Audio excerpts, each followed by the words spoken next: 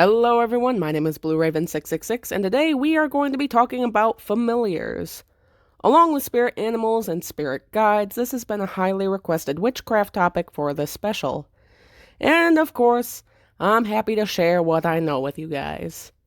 A familiar is a conscious, physical, and spiritually independent being that lends its strength, guidance, and wisdom to those who practice witchcraft. A familiar can be any type of animal, big or small, and it could be wild or domesticated. A familiar could come in the form of a cat, or a deer, or a fish. There's no rule out there that says a familiar has to be one particular kind of animal. It does have to be a real animal, though, that is or has been living and present with you at some point in your life. So, no dragons, no unicorns, unless you're referring to a bearded dragon or a narwhal. And if you have a narwhal as a familiar, mark me down as impressed. Now, let me tell you what a familiar is not. Believe it or not, a familiar is not your pet. It can be. That's the case with my cat Sif. But if you're just now learning about all of this, chances are your cat, dog, bird, reptile, gerbil, whatever, is not your familiar. A common misconception that people have is that they get to choose which animal becomes their familiar. No, it's the other way around, actually. The animal decides if it wants to work with you. And again, these are spiritually independent beings, so they will decide when they want to approach you and when it's time to move on. This is especially true with wild animals like foxes, deer, birds, rabbits. If you're practicing outside and you see the same individual animal approach you, it could be your familiar. But that doesn't mean you will then be able to catch that animal and bring it inside to be your familiar forever. No, don't do that. If a wild animal is your familiar, then it will be around until it decides it is time to move on. The number one thing to keep in mind here is to never, ever, ever force a familiar to do something it doesn't want to do. Familiars are a lot like tools. I know that kind of sounds messed up when I put it like that, but in a way it's true. In a lot of ways they work and provide similar functions to stones and crystals. They have the ability to strengthen spells, increase the accuracy of tarot readings. They can help you with meditation and keep you grounded. Familiars do a lot of things, and they go through a lot in their lives in order to be able to do these things. They will teach you a wide variety of useful skills.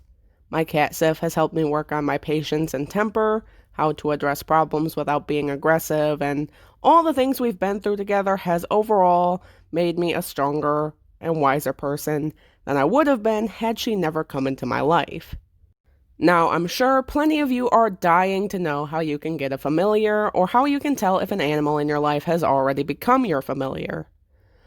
Well, in terms of getting a familiar, I'm afraid it's not as easy as going to a shelter or a pet store, finding an animal and saying, "I choose you." Again, you don't get to choose. They will find a way to come into your life.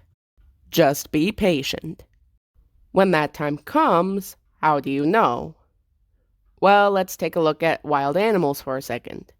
Say you're doing a spell outside, and the same deer walks up to you as you're doing it, or the same raven sits close by you, or the same rabbit, and they have no other reason to approach you.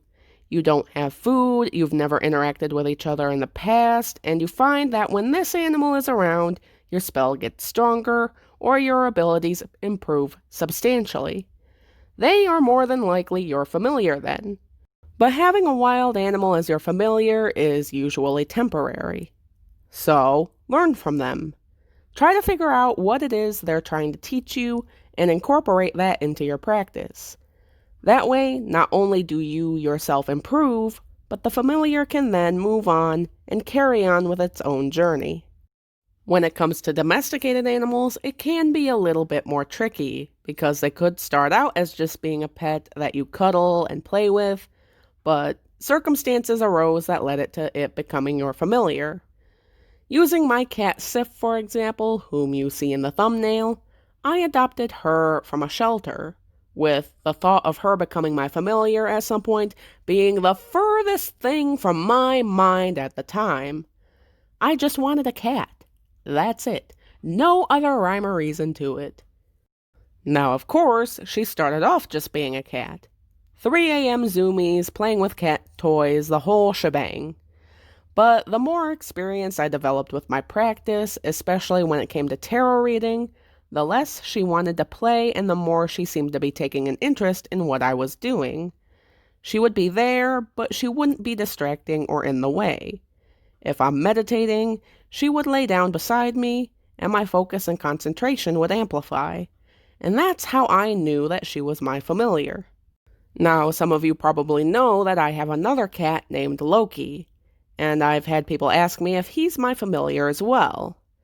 And no, he's not. Loki is basically my child. I've been taking care of him since he was 3 days old, and let me just say he lives up to his name. He's distracting, he causes trouble, and frankly, tends to start and end every day by getting on my nerves.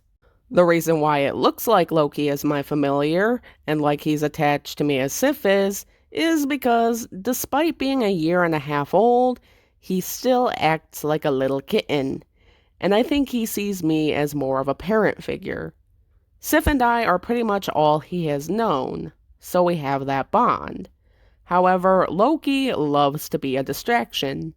And this ticks Sif off to no end because he's making it that much harder for her to do her job.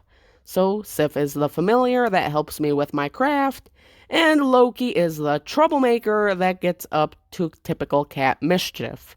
Now, does that mean that Loki will never be able to become a familiar later on down the road? No. Loki is still very young. Like I said, he's 1.5 years old. So it is possible that he could choose to become a familiar someday as well. But until then, he's just a normal cat, knocking stuff off of my shelves because he thinks they're toys. That being said, there isn't a limit as to how many familiars you could have. You could have 1 or 2 or 5. You could have some that are wild and some that are domesticated. They could all be wild or they could all be domesticated, so long as they have made the conscious choice to willingly help you and be there for you, and help you improve your craft. Again, I feel like it should be restated. Don't force them to do something they don't want to do. Whether it's participating in a spell, being present for a reading, engaging in spirit work, or being a familiar at all for that matter. Sif knows that she's free to retire from her role as my familiar if she wants to, and resume her normal, cushy life as a house cat. And I believe that all familiars should have that freedom to come and go as they so choose. That's all I have for this video, you guys. Thank you for watching. I'm sorry this video is coming out super late. The weekend had me busy, and I visited my parents, so fell behind on videos a little bit, and I'm working on catching up. Let me know what you guys thought of this video, and I'll see you in the next one. Bye-bye.